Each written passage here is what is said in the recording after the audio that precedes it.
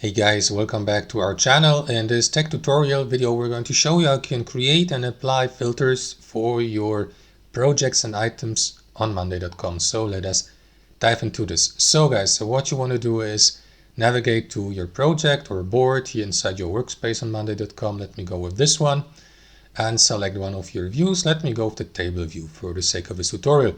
Now after that guys, click into filter here at the top so you can filter your board by applying one of these filters below.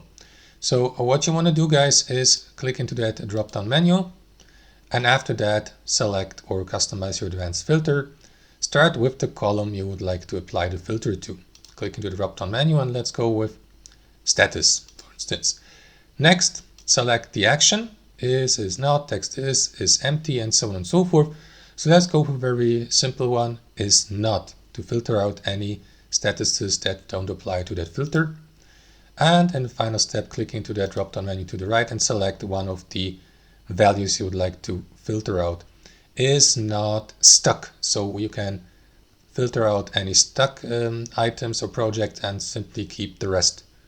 Click into it, and you don't need to save anything guys. As you can see, if I click off, the filter will be applied automatically. So it worked. As you can see, any items or projects with another status than these here, like stuck for example, have been removed from that selection here. If you'd like to remove the filter, simply click into the drop down menu again and here select clear all. And now we see that project with the stuck status again.